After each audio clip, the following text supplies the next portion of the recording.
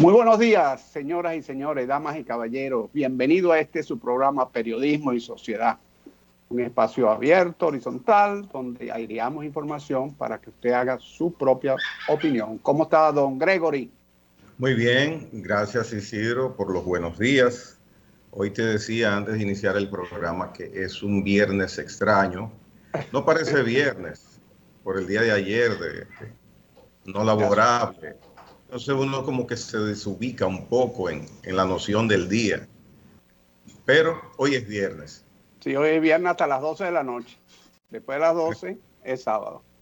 Ya está. Y mañana sábado es casi un día feriado porque a las 12 hay toque de queda. Así que ya usted sabe. Mire, un día como hoy, en 1855, nace César Nicolás Penson. Ahí tenemos una foto, ¿no? Bueno, vamos a pedirle a Master que la coloque. César Nicolás Penson es un gran intelectual dominicano, se graduó de abogado, se estudió en el Colegio San Luis Gonzaga, debe ser, no, Gonzaga, sí, Gonzaga.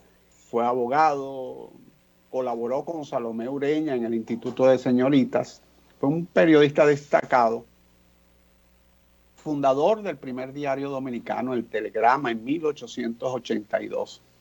Su obra poética es importante, sus ensayos, sus trabajos de filología, de folclore. Es un intelectual completo. Sus mayores aciertos fue un conjunto de tradiciones que tituló Cosas Añejas, que los publicó en 1891, que es una obra clásica de la literatura dominicana. Y Bajo Cabello, Barriga Verde, Drama Horrendo, La Muerte del Padre Canales, todas esas tradiciones y relatos están allí. Y bueno, es un valor, un activo de la cultura dominicana. Fallece el 29 de octubre de 1901. Un día como hoy también nace una de esas glorias del deporte dominicano, que tiene todo un panteón, pero inmenso, y particularmente en el béisbol. Hoy nace Diomedes Antonio Olivo Maldonado, Guayubín Olivo, en 1919. Mira cómo te sonríe. ¿Cuántas veces lo viste jugar? No, yo no participé en el momento que él estaba activo, pero me sonrío por el nombre de Diomedes, porque él fue conocido por Guayubín. Sí, Guayubín, porque nació en el pueblo de Guayubín, allí en Montecristi, ¿no? Estuvo en las Grandes Ligas, fue lanzador, lanzó en 3 temporadas en las Grandes Ligas entre los años 1960 y 63 para los Piratas de Pittsburgh y los Cardenales de San Luis. Allí tuvo 11 partidos, pichó en 11 partidos, ponchó a 85 bateadores, terminó con una efectividad de 3.10, que es muy buena en las Grandes Ligas. Muy bien, claro. Una efectividad en la Liga Dominicana, estuvo en los gloriosos Tigres del Licey. Allí lo llamaron la montaña noroestana, y lideró varios departamentos. También jugó para los Leones del Escogido. Es una familia de peloteros. Su hermano Chichi Olivo también fue lanzador. Sí. Nos abandonó el 15 de febrero de 1977. Tenemos esas dos efemérides hoy de dos grandes dominicanos que nacieron un día como hoy, vieron la luz del sol, llegaron a este plano existencial un día como hoy. El resto son algunas noticias de corte local, en el sentido de que en 1961 el episcopado dominicano hizo las paces con el dictador Trujillo, y luego el dictador solicitó al episcopado que lo declare benefactor de la Iglesia Dominicana. Vaya usted a coger la loma. No dejaba pasar una, Trujillo.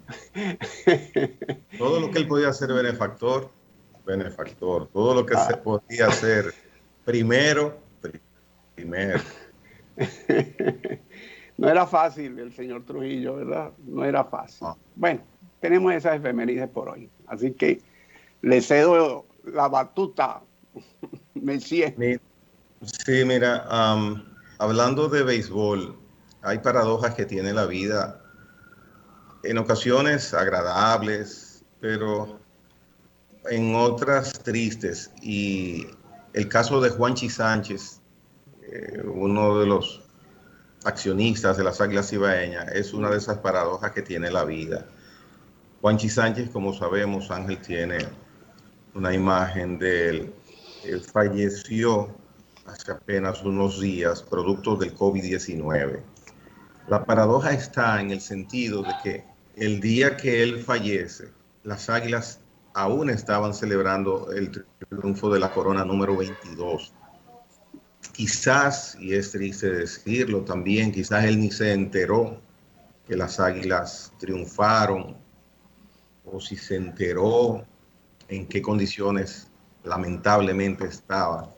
Y, y da mucha tristeza. Yo nunca lo conocí, no tuve la oportunidad de conocerlo, pero en verdad que un hombre relativamente joven que hacía poco tiempo había también tenido un accidente acuático en un bote, en una lancha, ahí en la ciudad de Montecristi, la bahía de Montecristi. Pues eh, entristece conocer este triste desenlace a causa del malvado virus.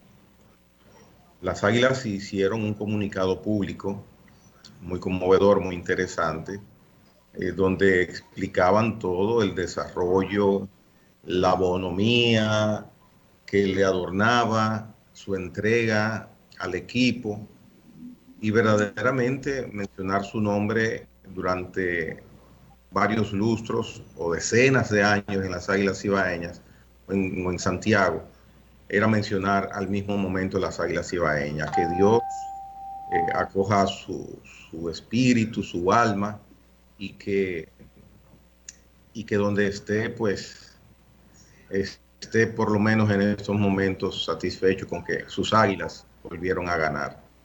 Volaron alto las águilas. Volaron Sí. como halcones. Sí, Sí. pero son las Bueno, cosas que tiene la vida. baja su resto, ¿verdad? Sí, ayer fue el día de la Altagracia, un día que es ampliamente conmemorado en la República Dominicana. En esta ocasión, producto de la pandemia en la cual estamos inmersos, hubo mucha diferencia a cómo se celebraba de costumbre en los años anteriores. Por ejemplo, vimos en televisión que en la Basílica de Higüey se celebró una homilía, pero básicamente con los componentes del clero y uno que otro feligrés presente, pero muy escaso, prácticamente reducido a su mínima expresión, la participación de alguna persona que no tuviera que ver con el oficiar la misa que con motivo del Día de la Altagracia ayer se celebró en la Basílica de Higüey. Esta basílica tiene ya 50 años de construida por el doctor en el gobierno, en uno de los gobiernos del doctor Joaquín Balaguer. Igual en otros templos del territorio nacional se celebró con con reducida presencia de público los tradicionales actos que con motivo del Día de la Altagracia se suceden cada año.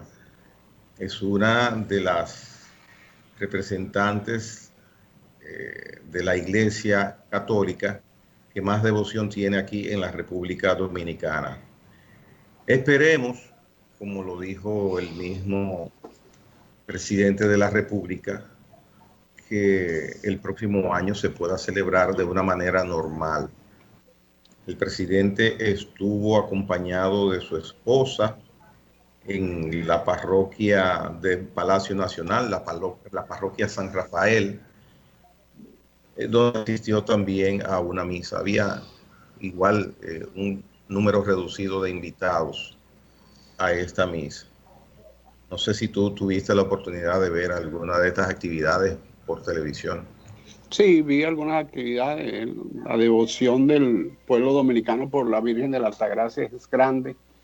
Son esas, esas- esos hechos sociológicos que marcan la vida de los pueblos por su pasado, por su presente y por el deseo y la solicitud de colocar bajo el manto protector de la Virgen de la Altagracia al pueblo dominicano en este momento tan difícil.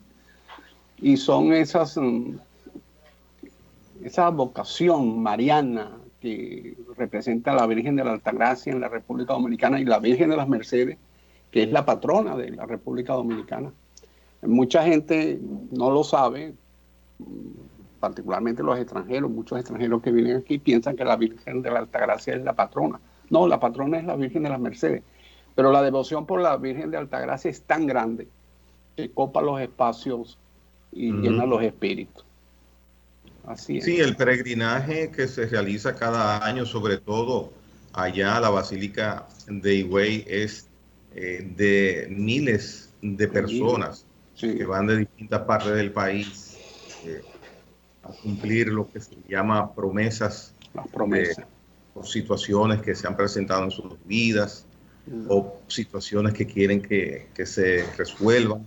Es un pueblo muy, muy religioso, el nuestro, y este es uno de los días donde más se manifiesta esa devoción como tú mencionas.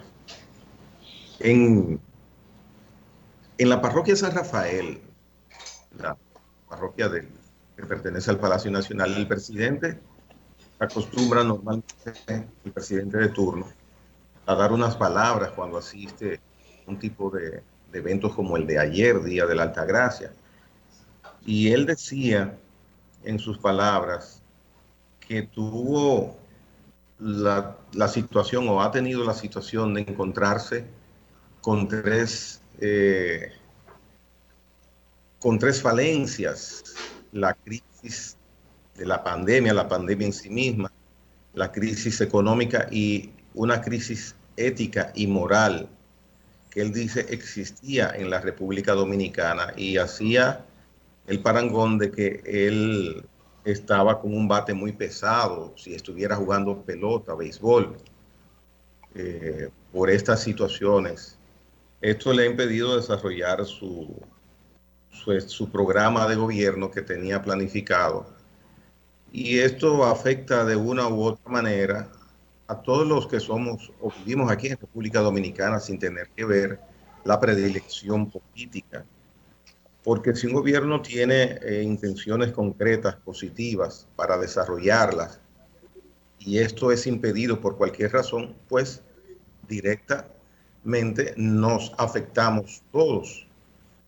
Igual que cuando iniciamos el programa el día 5 de enero, nuestro deseo es que este año sea radicalmente distinto al año 2020.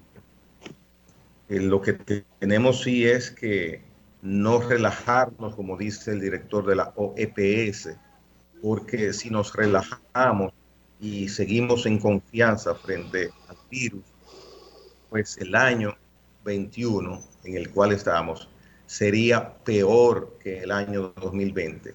Esto lo acaba de mencionar el director de la Organización Panamericana de la Salud. Y no es juego, no es juego. Por ejemplo, en Estados Unidos ayer hubo más de, antes de ayer, el día que tomó posesión el nuevo presidente Joe Biden, hubo más de 4.000 personas fallecidas. Y esto sigue siendo una alarma. Nosotros aquí en República Dominicana, lamentablemente, por primera vez, bueno, si llegamos a ese número era una primera vez, pero tenemos por primera vez en toda la pandemia más de 50.000 personas que están activas con el COVID-19. Más de 50.000. Entonces, no es un asunto para descuidarse. Nuestra esperanza y la esperanza mundial, que son las vacunas, a nosotros nos van a llegar en una fecha indeterminada todavía, aunque el gobierno ha manifestado que ha contratado otras vacunas diferentes a AstraZeneca y podrían venir, como ya lo ha dicho el presidente de la República, una parte mínima inicialmente para ser aplicada a los miembros del sector salud, médicos, enfermeras, paramédicos y el personal que trabaja, Los que por sanitarios. supuesto el personal sanitario, correctamente. Pero lo que es AstraZeneca, hay un incendio que ocurrió en la planta de donde se fabrican las medicinas, los fármacos en la India, el laboratorio más grande, o sea, el área de construcción más grande del mundo, que ahí AstraZeneca tiene parte de su producción.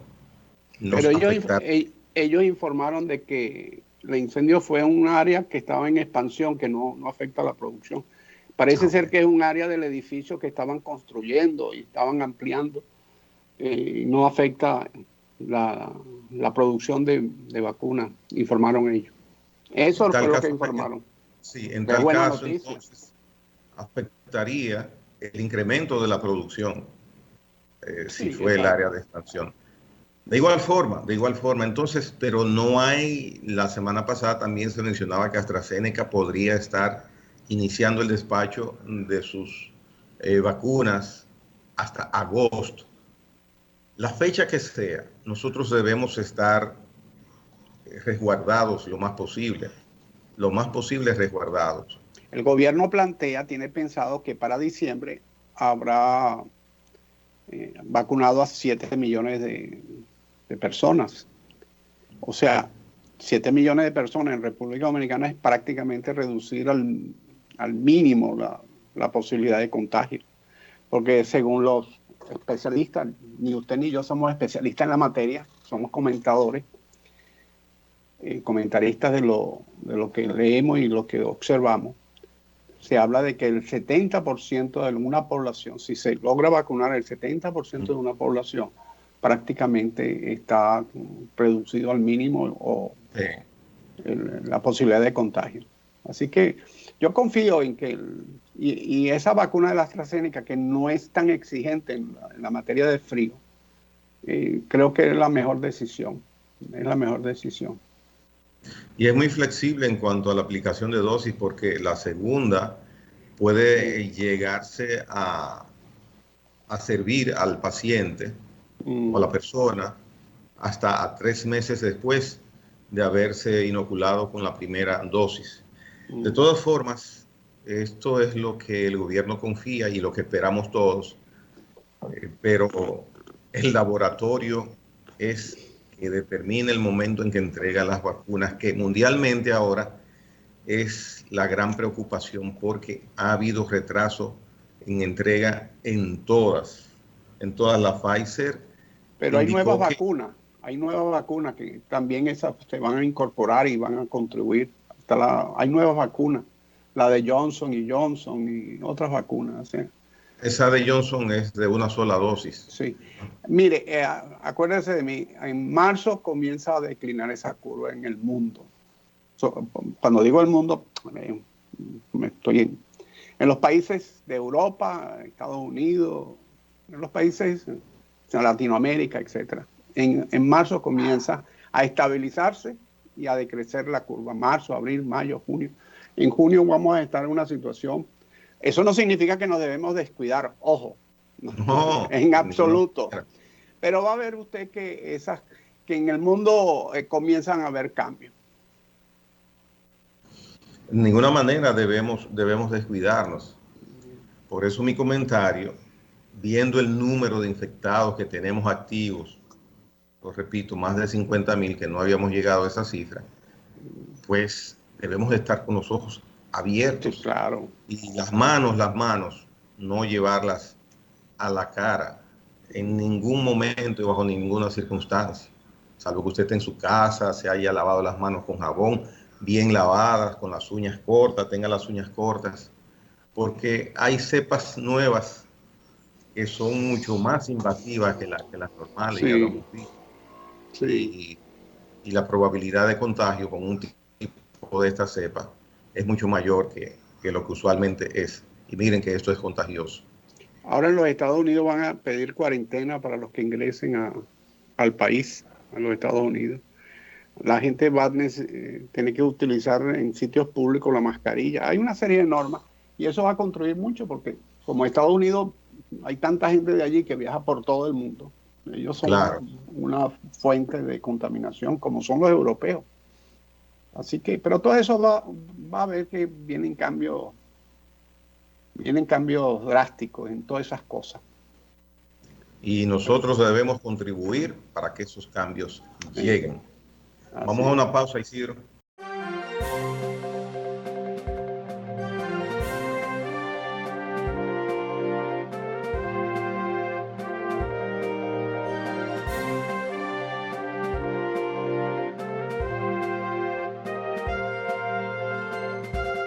Me fui, pero ya llegué.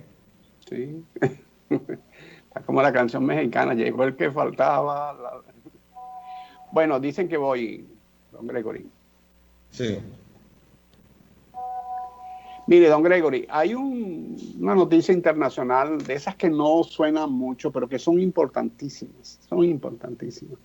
Hay un tratado que promovió las Naciones Unidas en este siglo, a inicios de este siglo, que es un tratado de no proliferación, de prohibición de armas nucleares. Y el día de ayer la República de Honduras fue el 50 países, el 50º país que se incorporó a ese tratado. Cierto es que las grandes potencias, Reino Unido, Francia, China, Estados Unidos, Rusia, por no decir Corea del Norte y otras que son nucleares, están incorporadas en el tratado. Pero son pasos de avance que se van dando en el sentido de regularizar y hasta eliminar las armas nucleares, que es lo que se busca. Latinoamérica ha sido pionera en ese sentido. A raíz de la crisis de los misiles en Cuba, un mexicano que creo que era para el momento ministro de Relaciones Exteriores de México, Jesús Alfonso Eufemio Nicolás de Jesús García Robles, Oh, ese promovió. señor tenía muchos nombres. Yo sabía que ibas a decir algo. Lo busqué aquí en la internet. Yo recordaba que tenía un nombre y lo busqué aquí en la internet. Él propuso, formaron un grupo en México, fue promotor de un grupo de países que hicieron reuniones y dio como final el Tratado para la Proscripción de Armas Nucleares en América Latina y el Caribe, que es conocido como el Tratado de Tlatelolco. Ese tratado prohíbe la presencia en América Latina y, por supuesto, la elaboración de armas nucleares. A raíz de esa iniciativa, al señor García Robles le confirieron el Premio Nobel de la Paz en 1982. América Latina ha sido pionera en ese sentido y aunque esta incorporación de Honduras, que ya se daba por hecho porque era miembro del Tratado de Tlatelolco, ¿verdad? Le da un impulso nuevo a este Tratado de las Naciones Unidas y pensemos que en un futuro próximo, que no sea muy lejano, se eliminen, no solamente se reduzcan, sino que se eliminen las armas nucleares. De su lado, el presidente Biden se reincorporó a los Estados Unidos a un tratado donde se regulariza el control de las armas entre la Unión Soviética y los Estados Unidos. Se establece que no pueden tener cada uno más de 1.551 ojivas nucleares, que no son pocas, ¿verdad? 1.551 ojivas nucleares. Al parecer cada ojiva puede tener 2 o 3 bombas atómicas. Y no pueden tener más de 700 puntos de lanzamiento. Ese tratado que acaba de, o esa orden que firmó el presidente Biden para regresar a ese tratado con la Unión Soviética es una buena noticia. Así Bueno, como ese se llama el Tratado New START.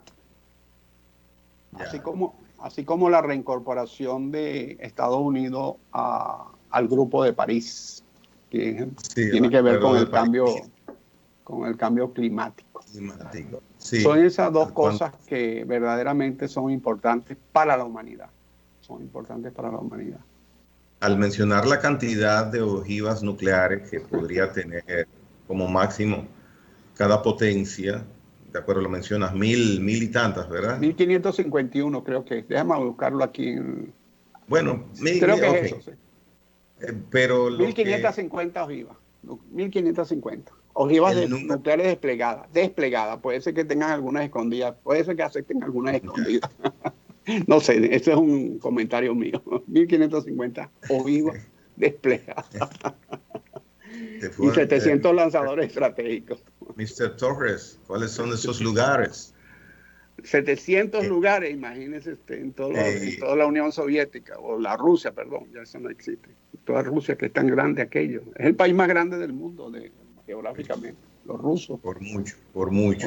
Los Estados Unidos son más pequeños. Cuando mencionas la cantidad de armamento nuclear, bombas nucleares, se entiende por números que se han manejado prácticamente de manera pública que en el mundo hay unos 11.000 bombas nucleares. Y Estados Unidos tiene más de la mitad. Más de la mitad. Al oír que tú mencionas 1.000 y tantas, 1.500. 1550. Pero bueno. Ojivas, pero cada ojiva puede tener varias, por lo que he leído en otras oportunidades. Pero esas son estadísticas que uno como que no debiera estar hablando de eso.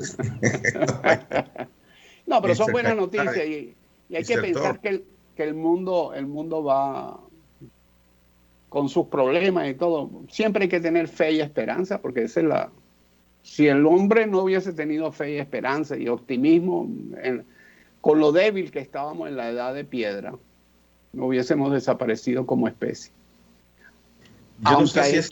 Aunque hay quien dice que sobrevivimos gracias a los extraterrestres. Pero bueno, eso es otro tema.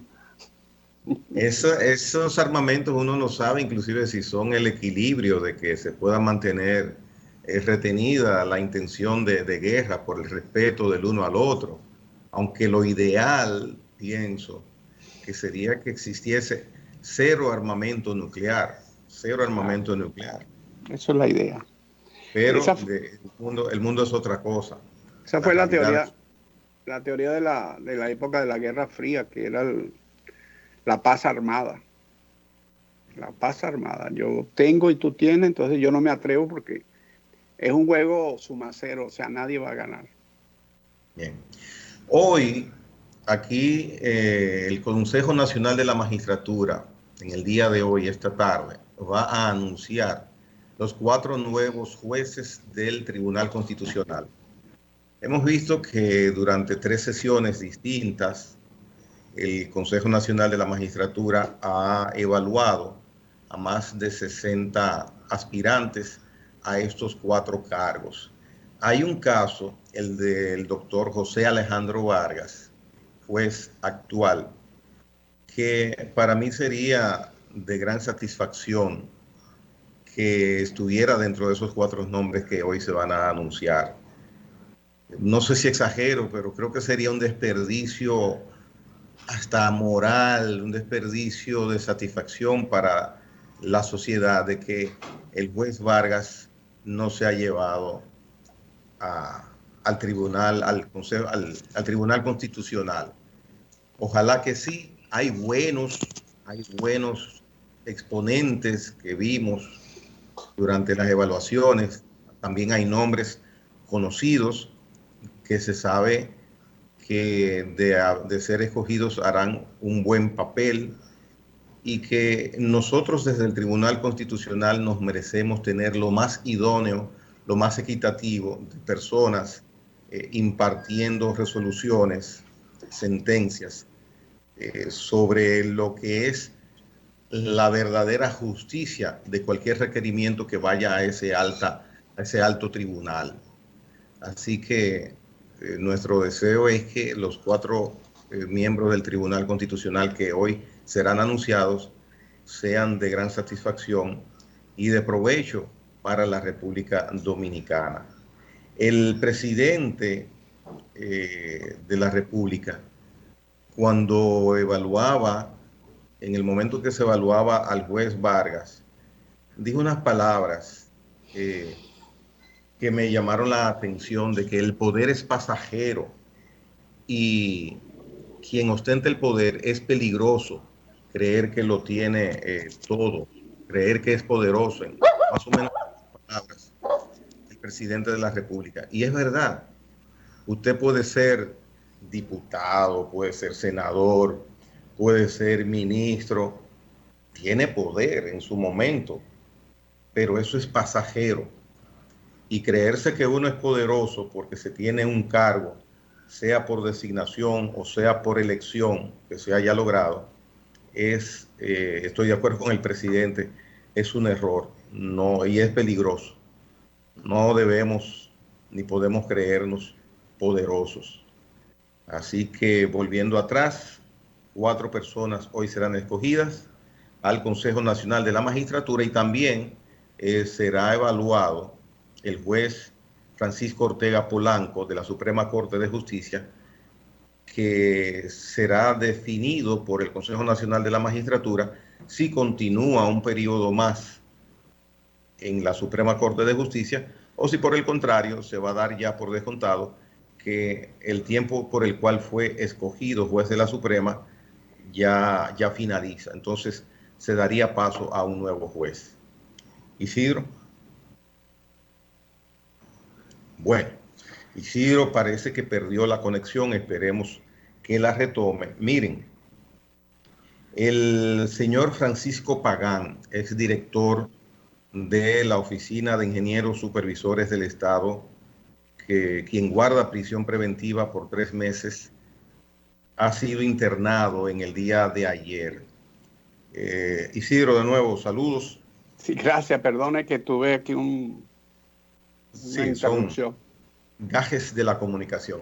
Sí, Empezaba un nuevo comentario, Isidro, diciendo que el señor Francisco Pagán, que fue director de la OISOE y que se encuentra recluido en prisión a causa de medida de coerción por el caso de Antipulpo, está interno. En el día de ayer hubo que llevarlo a un centro médico de la ciudad de San Cristóbal porque él estaba presentando movimientos involuntarios en sus párpados y en sus labios y fuertes calambres en ambas piernas. Esta información la dio su abogado, el doctor Carlos Salcedo, y vino estas manifestaciones en su cuerpo, que aparentemente son de atención, porque no es normal para nada que una persona tenga estos síntomas. Vino luego de ellos, el grupo que guarda prisión preventiva, que estuviese durante unas 16 horas esperando la decisión del tribunal competente sobre una petición que habían hecho sus abogados para que les dieran a todos libertad pura y simple, con alguna garantía económica, por supuesto. Petición esta que fue denegada. Entonces, habría que los médicos determinarán esa situación, si fue producto de ese periodo tan largo de tensión o si por el contrario es una situación que se le ha presentado independientemente de este proceso que él estuvo sometido previo a que aparecieran estos síntomas. Acaba de salir una noticia de que a él parece ser que le dio un ACV y ha sido trasladado a la clínica Corazones Unidos. Ah, bueno, entonces había esa intención, sí, de traerlo aquí a la ciudad capital Pero fue un ACV, un accidente cerebrovascular que le dio, que no es fácil eso. Sí. Ojalá que recupere La salud, porque... su salud. Está en un lugar clínico de buena categoría. Ahí hay en Corazones Unidos excelente personal médico en todos los sentidos, en el humano también, que es determinante, y esperemos que la situación del ingeniero Pagán se mejore. Ese estrés que te causa una circunstancia como esta, lamentable, ninguno de ellos es culpable hasta que un juez lo sentencie, ¿verdad? Así que yo no me atrevo a decir que son inocentes, culpables, etcétera. Pero están sometidos a un estrés. Yo veo al ministro de Educación que lo han sometido ya a 3 noticias que constantemente lo están sometiendo a un estrés. Y así sucesivamente. Pongo esto a título de ejemplo, no quiero entrar en los casos particulares de ninguno de ellos. Hace ver que para aceptar una persona un cargo público lo debe pensar 2 veces. Un cargo público de alta responsabilidad, porque ir a meterse en un candelero y a deteriorar tu salud para que muchas veces no te lo agradezcan. Muchas veces no te lo agradezcan, a no ser que tenga una decisión de hacer carrera política, y cuando la persona decide hacer carrera política, bueno, sabe que se expone él es parte de un espejo público, está expuesto a la mirada de muchos, al escrutinio de sus adversarios, y que le van a buscar la mínima cosita para denunciarlo y para llevarlo por el camino de la amargura. Y muchas veces no lo dejan ni siquiera desarrollar sus planes de gobierno. Lo que usted decía del presidente de la República, de que, y por allí vi que ha tenido temas que le han impedido desarrollar con la velocidad que él aspira su programa de gobierno y su sueño de transformar radicalmente a la República Dominicana, haciéndolo un país donde la transparencia sea el mínimo común denominador en la administración pública, y que los programas que se planifiquen se lleven adelante y a los precios correctos y justos. Eso se llama eficacia y eficiencia. Eficacia, que se hagan las cosas y se hagan bien, y eficiencia, que se haga desde el punto de vista económico al precio razonable, Eso no es fácil, y en la misma medida en que también el Estado, esto es un nuevo elemento, el Estado va incorporando nuevas regulaciones para evitar la corrupción, al mismo tiempo esas regulaciones muchas veces se convierten en obstáculos para la velocidad de los programas. Esas son normas de carácter general. El ministro de Educación, al inicio mencionabas. Lo han llevado ya 3 o 4 veces a la prensa con casos y temas, etcétera. Unas flores una vez, otra vez con estos contratos de televisión, una vez que dijo que los contratos estaban hasta junio, eran 3.500 millones de pesos, luego salió con 1.500 millones de pesos más, y esos 1.500 se lo desgranaron y dijeron luego con esto las laptops y los notebooks. Ahora con un tema de el PNV, el programa de las naciones. Y fíjense que yo estaba leyendo esa noticia, y lo que dicen, entre otras cosas, es que el Ministerio de Educación no tiene la facultad de solicitar ese tipo de acompañamiento, sino para tales áreas específicamente. Entonces, ¿qué sucede también? Que se ha hecho un entramado de normas y regulaciones que a veces en la mejor... Porque yo me imagino que el ministro buscó al P1B como diciendo, bueno, señores, esto es transparente, aquí no hay posibilidades alguna de trapisonda, de opacidad, ni nada por el estilo. Aquí está todo esto transparente, aquí no hay juegos raros. Y buscó al P1B. Pero entonces buscar al P1B parece ser que hay alguna normativa que no puede buscarlo, según leí en la prensa de hoy. Y entonces el costo que ha salido ese tipo de asesoramiento o acompañamiento, 13.000 millones de pesos. Y mientras él sea precandidato... Cuando hay mucha PNUD, cuando uno escucha PNUD, Bobby trabajando, uno entiende Piensa que es gratis, que no es nos verdad. están entregando algo. No, eso no es verdad. Mire, yo recuerdo, se han llevado el mazo. Yo en el año 2002, 2003 yo trabajaba en la Oficina Presidencial de Iniciativas Democráticas que dirigió un gran dominicano como es Fafa Tavera. Y nos tocó trabajar con una comisión del Congreso que estaba estudiando una ley sobre saneamiento, que si aprobaban esa ley le iban a dar 100 millones de pesos, 100 millones de dólares de préstamo del Banco Interamericano de Desarrollo. Cuando yo vi la maqueta del préstamo, vi que había una cantidad inmensa de millones de dólares en asesorías que colocaba el Banco Interamericano de Desarrollo. Pero muy importante, eran como el 5 o el 10% en asesorías solamente. Y otros gastos como ese, que yo decía, bueno, ¿por qué yo voy a pagarle los empleados al Banco Interamericano de Desarrollo? Está bien que yo le pague los intereses bajos y sobre eso ellos paguen sus empleados. Pero ¿por qué el gobierno tiene que pagar las asesorías para una cosa que voy a hacer yo? Y tienen que ser esos asesores y pagados en buenas cantidades en dólares, etc.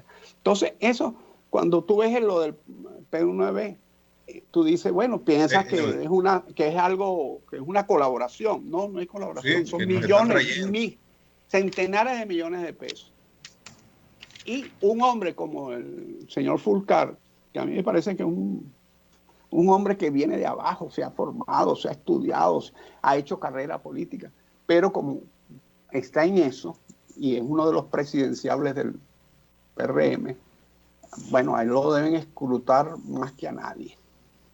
Y mira, el señor de contrataciones públicas indicó la semana pasada que lo referente a las compras que se han hecho en el Ministerio de Educación, una denuncia que hizo Diario Libre sobre los 750,000 laptops y notebooks.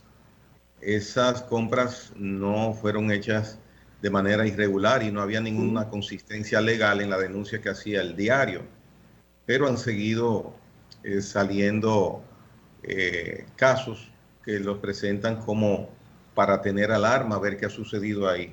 Esperemos, como tú dices, que el manejo de todo esto en el Ministerio de Educación haya sido claro y pienso que habría que ser muy poco pensante, muy tonto, para en estos momentos, desde ese ministerio, siendo quien es el señor Fulcar, venir a querer hacer cosas incorrectas. Fíjese lo que vamos dice. a tomar pinza todas esas declaraciones de irregularidades. Parece ser que el ministerio creó una mesa de veeduría para los fines de transparentar. Y al parecer, esa mesa de veeduría dio un informe donde le comunicaba, aquí abren comillas, ¿no?, que la Ley Orgánica de Educación solo contempla un escenario de delegación de competencia, y en este caso del Consejo Nacional de Educación, para los casos en que actúe como órgano jurisdiccional de la carrera docente. Entonces parece ser que por allí, al parecer, insisto, al parecer, por allí, según la noticia de prensa, por allí están buscándole la vuelta al buey. Bueno, el señor Fulcar que siga Está haciendo buen defendiendo trabajo. su gestión, siga defendiendo su gestión, porque de que le están tirando, le están tirando. Vamos a una pausa antes de que se nos vaya el tiempo.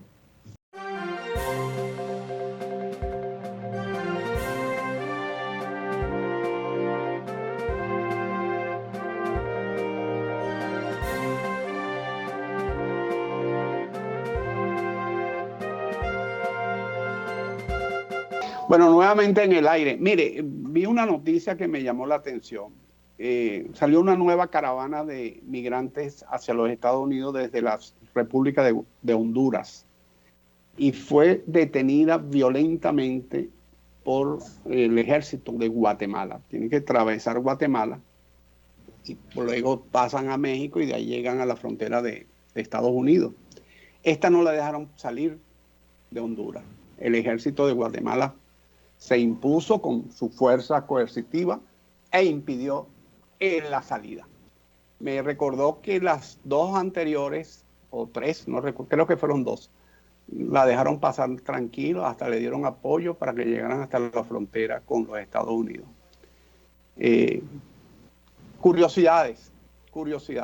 Cambió el gobierno, cambió la actitud de algunos países con respecto a colaborar con los Estados Unidos para el movimiento migratorio. Y una de las medidas que tomó el primer día el presidente norteamericano entrante Biden es precisamente detener las deportaciones por un tiempo prudente, y esto de una u otra manera pues es inmediatamente una respuesta a la política que tenía sobre ese aspecto Donald Trump.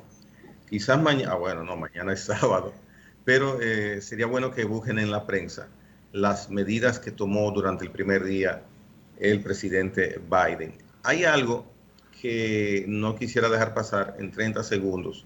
El cónsul dominicano en Nueva York propuso hace un par de días grabar con un 0.01% las remesas que envían los dominicanos. Si él hubiera sabido la reacción a esa... Pero eso fue parecido, eso es parecido a cuando, al que propuso pechar el salario 13.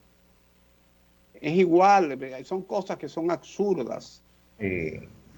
Inmediatamente hubo una reacción adversa. Él ya dio posición anterior, dijo que dejaba todo como estaba, y qué bueno. Que además no es su facultad, no es su facultad, no es su competencia. Además, él es ingeniero agrario, agrícola, que hizo una excelente labor como ministro de Agricultura. Nos vemos el lunes, Isidro. Se acabó. Cuídense, que de los buenos quedamos pocos. Si Dios quiere, hasta el lunes. Hasta el lunes.